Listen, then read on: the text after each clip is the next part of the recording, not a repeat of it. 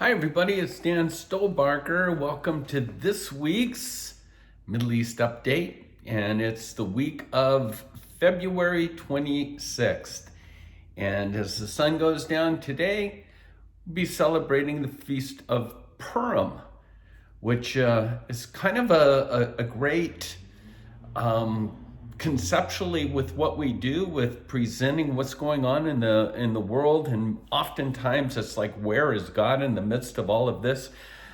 Purim will always remind us that ultimately God is in control. Even if the Hamans of the world seem to be going absolutely stark mad, God is still in control. So Esther, we ooh and ah. Mordecai, we applaud. And with gusto, when I say Haman, we will boo and hiss. But when we talk about Yahweh, when we talk about God, then our hands go up in worship. So happy Purim, everyone. So what's going on in the Middle East this week? We usually start with our news bites. I want to encourage you, once again, grab the PDF PowerPoint. You can get it on the YouTube channel. It's just a link, or you can go to our website at holygroundexplorations.com. All right? So this week, it seems as if the Arabs are turning to the Biden administration with kind of a plea that your weak approach to the Iranian regime is already threatening the stability of the Middle East. It's emboldening terrorist groups, and again, this Abrahamic Accord concept are begging the Biden administration not to back down to the Iranian threats. The Palestinian Authority, once again, it gets crazy out there, when we talk about Haman and things such as that. But if things are quiet for very long, and if the Palestinians need to sort of rattle the cage, it's always the same thing. The Jews are threatening the Al-Aqsa Mosque.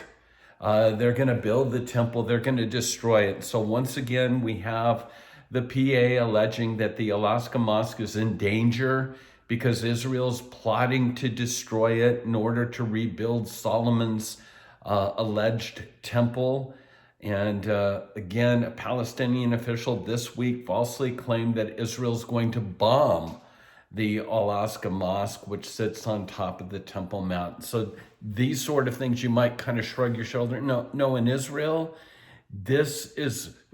keep this in mind, because there's going to be, over the next week or so, some attempt by a crazed Palestinian to either take out a soldier or stab a rabbi or whatever the case may be. And it's all going to point back to this misinformation about threats on the Temple Mount.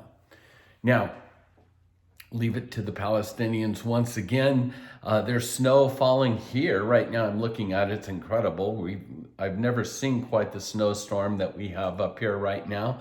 But it's snowing in Israel as well, in Jerusalem. And according to the Palestinian Authority, the snow that's falling in Jerusalem has one specific purpose: to clean the city of the filth of the Israelis. Again, continued hate speech coming from the so-called Partners for Peace. Well, I mentioned it's Purim, and let's now take a look at some substantial things that we're covering this week. And again, reminder, get the PowerPoint. But in Israel, we have the COVID rollback. It was on Sunday, and again, they've opened up gyms, sporting and culture events, hotels, swimming pools, storefronts, supermarkets, museums, libraries. Netanyahu is continuing to make the push towards vaccinations, and then the threat of Purim, because The COVID czar has basically said it was last year at about this time during Purim that we had this huge outbreak. So if you know anything about Purim, it's large public gatherings. And so there's the threat that if you don't do this right, we'll shut things down again. So that's what's taken place. We're still looking here at Holy Ground for the opportunity to see Israeli skies open again. We're told that sometime early March, Ben Gurion will reopen. And so just a reminder, you're never quite sure. You know, for us with Israel, it's sort of like we've got to get back there, and you're never sure these days with what's transpired when it will open and for how long.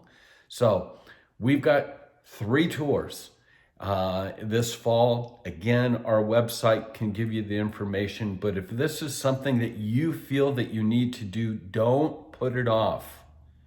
Anyhow, let's take a look at what else is going on.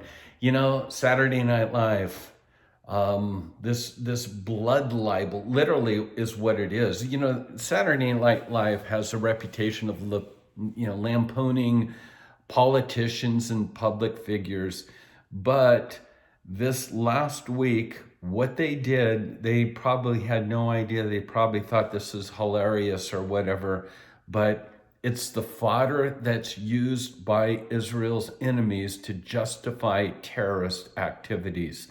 Host Michael, I think you say his name, Che, the whole ha-ha sort of thing was that half the population in Israel has been vaccinated, and this guy says, and I'll bet you it's the Jewish half.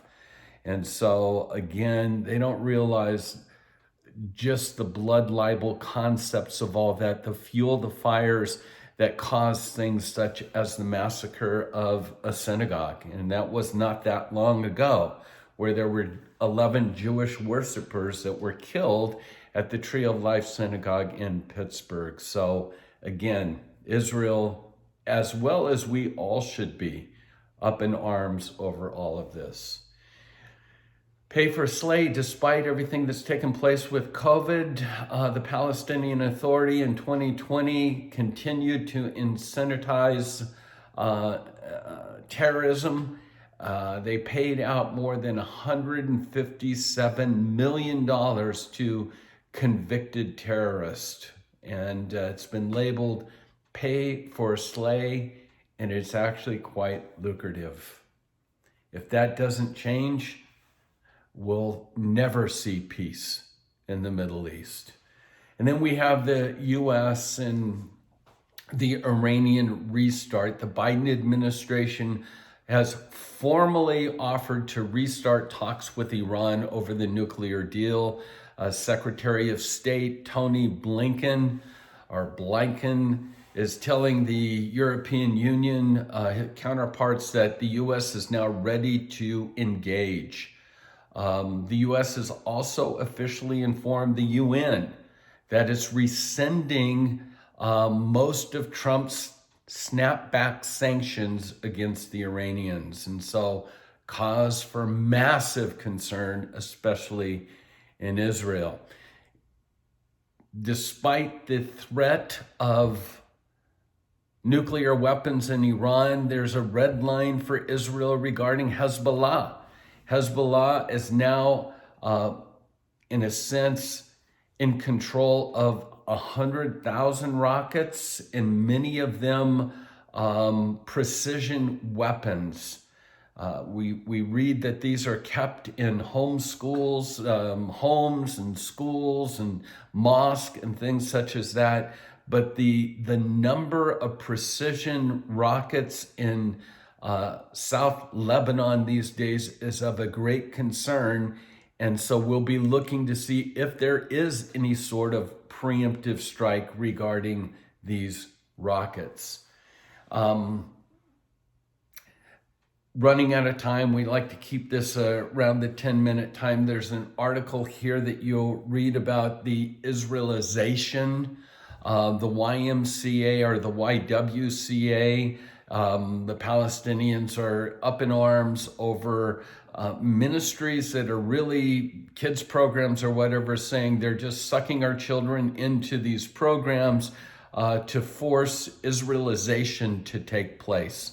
For Israel, this is a tragic no-win situation. And again, outside, what the Palestinians want are these summer camps that are really indoctrination. And so where it is as neutral as it possibly can be, they see that as a threat. The Iranians, this is just mind-boggling to think about, that the prime minister of Iran, Zarif, has stated that he expects compensation from the United States because of the sanctions before any kind of negotiations begin to take place with the nuclear program. Iran is expecting a payout of, are you ready for this, $1 trillion. We remember Obama sort of backing the ship up and unloading millions of dollars to Iran regarding this nuclear program or whatever. And now $1 trillion is what Iran is expecting, and my guess demanding, from the Biden administration.